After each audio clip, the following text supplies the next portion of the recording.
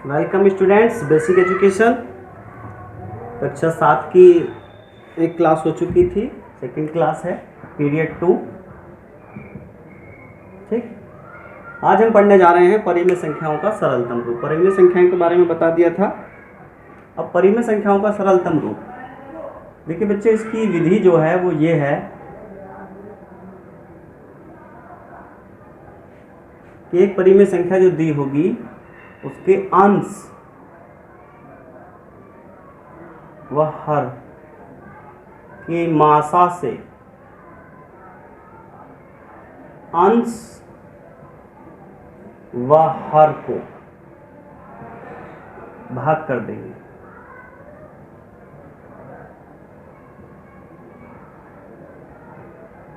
We divide by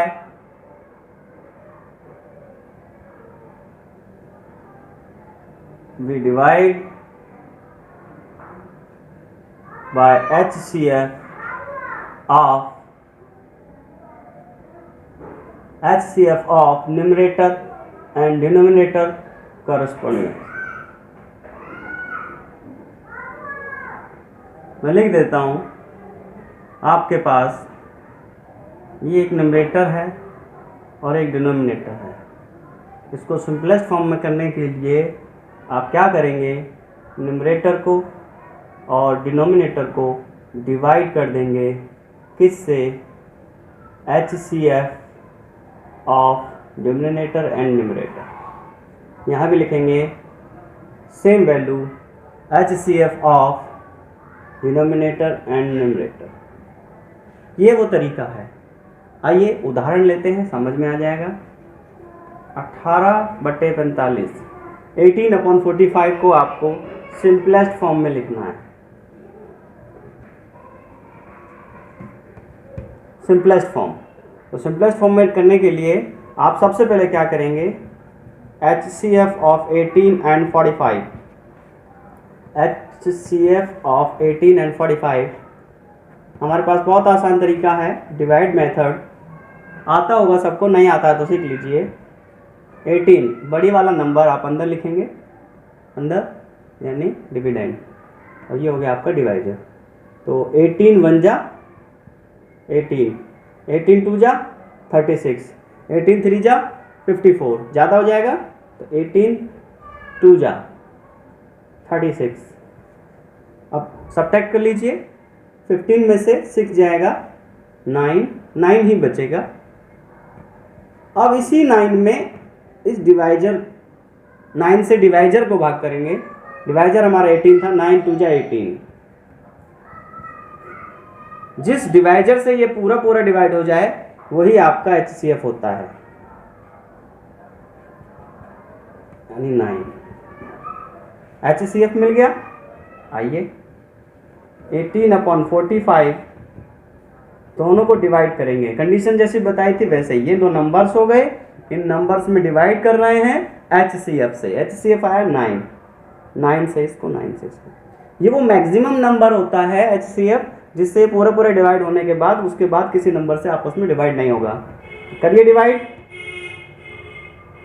9 2 जा 18 और 9 5 जा 45। This is the simplest form. एक ओवरऑल देसी तरीका है, मतलब सरल तरीका कह सकते हैं कि किसी एक नंबर से दोनों को डिवाइड कर दीजिए आप, वो भी आपका सही माना जाएगा जब आप सीख जाएंगे। लेकिन बड़ा नंबर्स होते हैं ना जब, तब आप नहीं कर पाएंगे, इसलिए आप इसी मेथड्स को फॉलो कीजिए। ठीक, ये मेथड आपका बहुत कामगार है। आइए अब हम चलते हैं एक्सरसाइज की तरफ। एक्सरसाइज 1 है।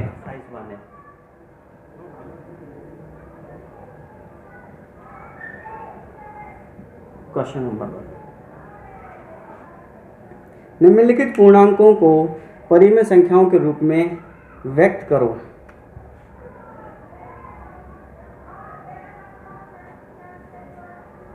परिमेय संख्या के रूप में व्यक्त करो जिसका हर 1 हो,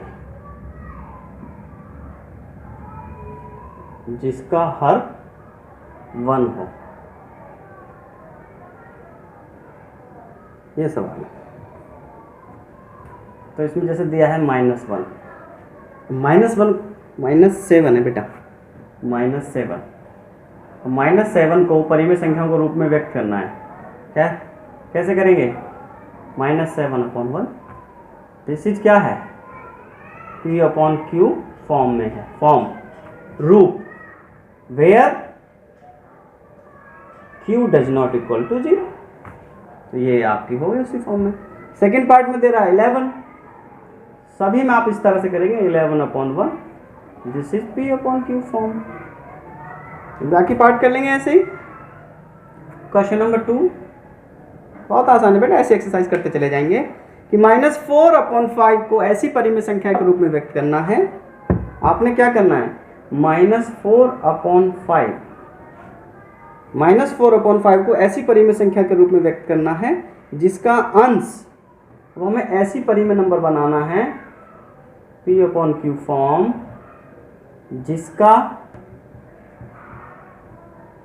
अंश आप समझते हैं, न्यूमरेटर जिसका अंश है।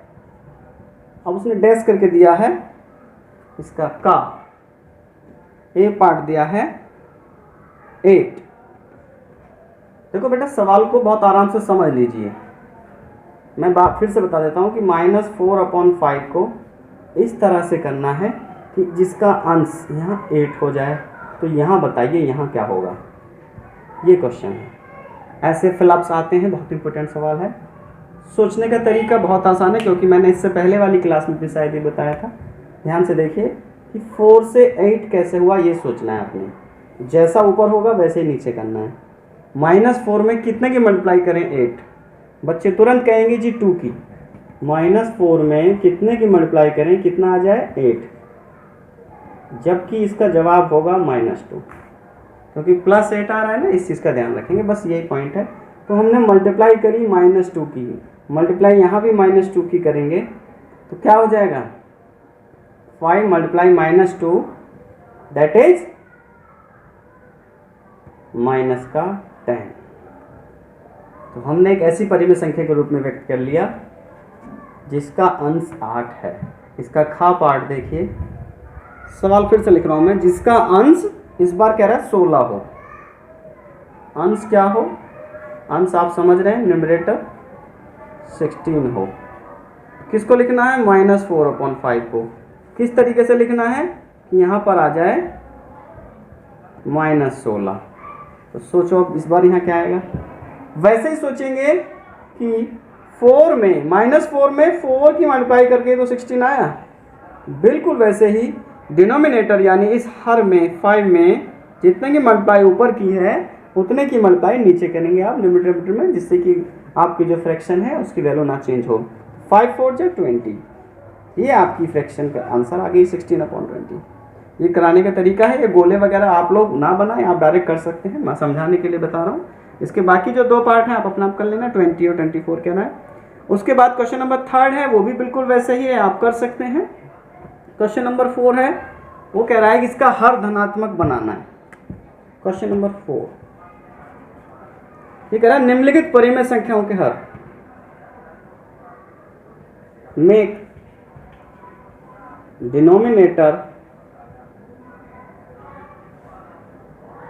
पॉजिटिव।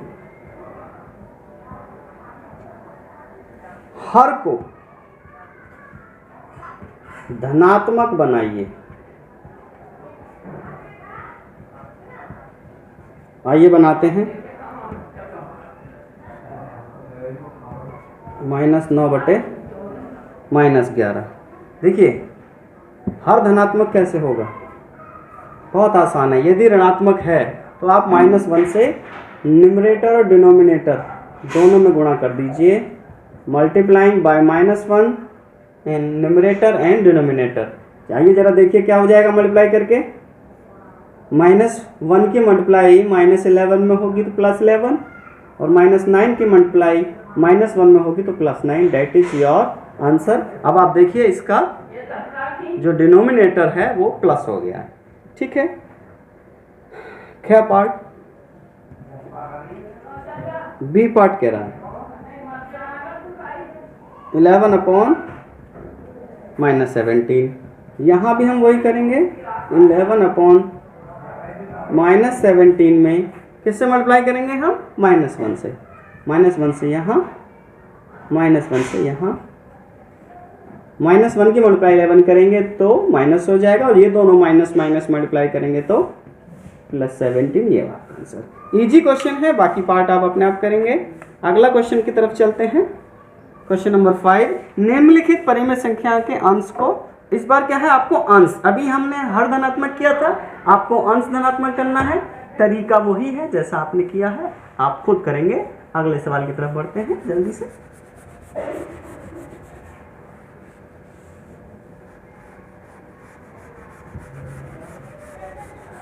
बेटा बेसिक है, इसको अच्छे से करते चलें, बेसिक अच्छे से समझ में आ जाएगा, आगे क्वेश्चन भी समझ में आते चलेंगे। 5 हो गया। 6 में कह रहा है निम्न संख्याओं में कौन सी परिमेय संख्याएं धनात्मक हैं?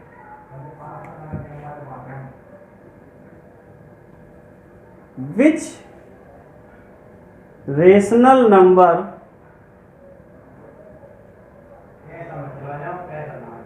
are positive? Which rational numbers are positives?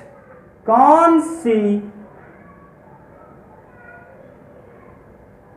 परिमेय संख्या धनात्मक हैं? ठीक, तो इसका का फर्स्ट पार्ट में क्या कह रहा है? -9 अपॉन 13, -9 अपॉन -13। देखो बच्चों, कौन सा नंबर धनात्मक ऋणात्मक होगा? जब न्यूमरेटर और डिनोमिनेटर यानी दोनों सेम साइन होंगे। ठीक है, ये आपका क्या है? पॉजिटिव है। पूछो क्यों? क्योंकि ये माइनस से माइनस कैंसिल हो जाएगा तो प्लस का ही आएगा। इसके लिए क्या ट्रिक है? मैं ट्रिक लिख दे रहा हूं। If both denominator and numerator are same sign, if both numerator denominator are same sign, यानी आइदर दोनों नेगेटिव हों और दोनों पॉजिटिव हों, तो वो पॉजिटिव होगा। पॉजिटिव यानी धनात्मक होगा। सेकंड है, इफ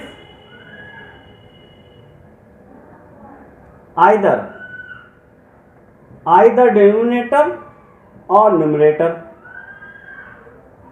कोई भी एक नेगेटिव है, then rational numbers are negative. अंश या हर में कोई एक ऋणात्मक है तो परिमेय संख्या ऋणात्मक होगी। दोनों ऊपर वाला कंडीशन अलग है, नीचे वाला कंडीशन अलग है। इस तरह से आप सवाल कर लेंगे। जैसे मैं आपसे क्वेश्चन नंबर इसका खा पार्ट देखता हूं। खा पार्ट में कह रहा है -11 अपॉन -19। क्या होगा? ये निगेटिव होगा। कुछ भी कह लें। गा पार्ट में कह रहा है, गा छोड़िए, घा पार्ट, गा तो उसके जैसा ही है। 8 अपॉन -13, ये भी निगेटिव है। कोई एक पार्ट यदि नेगेटिव आ जाएगा तो वो नेगेटिव माना जाएगा। ठीक है,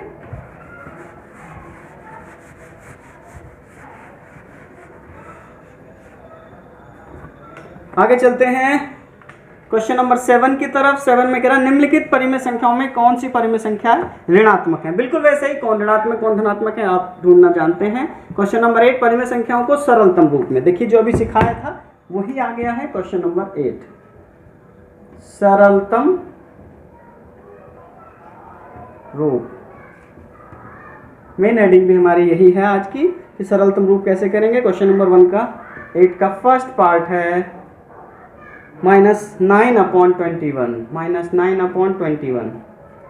दो तरीके बताए थे, एक इनका मासा फाइंड करेंगे, मासा फाइंड करेंगे तो पहले मासा जो तरीका उसी से करेंगे। आप लिखेंगे बिकॉज HCF आपने कक्षा 6 में सीख रखा है, नहीं आएगा तो फिर बता देंगे किसी दिन, आप मुझे डिस्क्रिप्शन बॉक्स में डाल देना, मैं डाल दूंगा, ठीक है। HCF किसका 9 and 21। आइए 21 को 9 से डिवाइड कीजिए, 9 2 जा 18, कितना बचा 3, 3 से 9 को डिवाइड करो, 3 3 जा 9, यानी 3 इसका HCF है। तो 3 से आप न्यूमरेटर और डिनोमिनेटर दोनों को डिवाइड करेंगे तो 3 3 जा 9, 3 7 जा 21, ये आपका सिंपलेस्ट फॉर्म आ जाएगी। क्वेश्चन नंबर 8 के बाकी पार्ट भी आप ऐसे करेंगे। क्वेश्चन नंबर 9 और 10 इंपॉर्टेंट है, जल्दी से बता दें। क्वेश्चन नंबर 9 रिक्त स्थान भरिए, ये सवाल इंपॉर्टेंट है, ये एग्जाम में आता है, इसका ध्यान रखेंगे आप।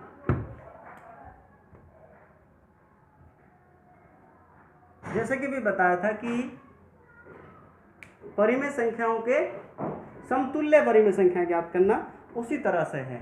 इससे पहले भी प्रश्न हुआ था कि 4 से 4 से -20 कैसे हुआ, कितनी मल्टीप्लाई करी हमने 5 की, लेकिन माइनस है तो -5 की, तो -5 की मल्टीप्लाई जब 3 में करेंगे माइनस माइनस प्लस हो जाएगा +15, चाहो रफ में कर सकते देख सकते हो यहाँ -3 -5 15, क्लियर। इस तरह से उसी तरह से बेटा आप आगे सोचें, यहाँ 4 से 28 कैसे हुआ, ये आपका रफ वर्क है।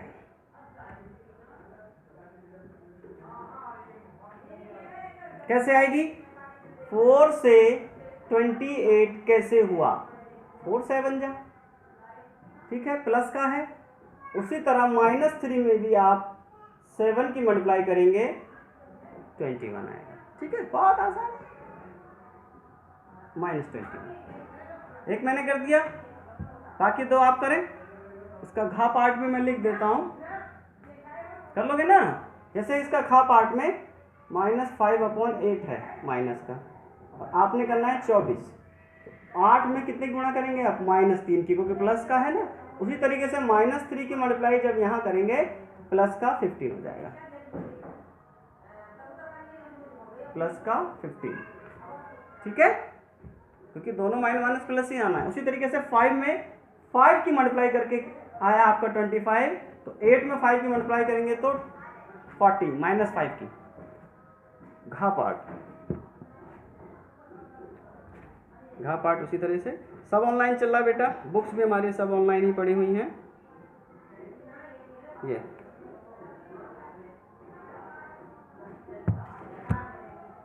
क्वेश्चन नंबर 9 घा पार्ट भी मैं आपको लिख देता हूं, आप कर लेना घर से। -8 अपॉन, यहाँ फिल इन द ब्लैंक्स है, ये 4/15, यहाँ पर बॉक्स यानी खाली स्थान, और आगे दिया है -60। यहाँ से देखेंगे 15 से 60 कैसे हुआ बोलो, 15 4 जा, लेकिन माइनस का है तो -4, तो 4 में -4 की मल्टीप्लाई करेंगे -16, ठीक है, ये आप घर से करेंगे, ये उल्टा है इसका, 4 से 2 जा। क्वेश्चन नंबर 9 लास्ट क्वेश्चन है, उसके बाद ये एक्सरसाइज खत्म हो जाएगी, उसके बाद हम अगली क्लास पढ़ाएंगे। क्वेश्चन नंबर क्या है कि प्रत्येक के समतुल्य 3 परिमेय संख्या,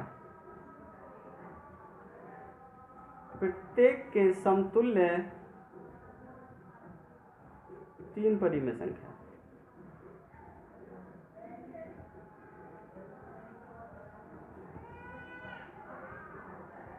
का पार्ट 2/5 समतुल्य, समतुल्य मतलब उसी के इक्विवेलेंट। इक्विवेलेंट कैसे फाइंड करेंगे, बहुत आसान, 2/5 में एक बार 2 की मल्टीप्लाई कर लीजिए, 2/5 में एक बार आप 3 की मल्टीप्लाई कर लीजिए, 2/5 में एक बार आप 4 की मल्टीप्लाई कर लीजिए, ये आ गया 4/10, 6/15, ये हो जाएगा 2 4 जा 8/20। ये आपका आंसर। इस तरीके से आप इक्विवेलेंट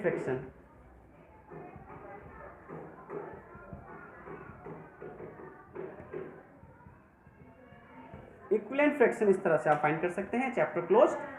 चलते हैं अगली क्लास के लिए। Thank you.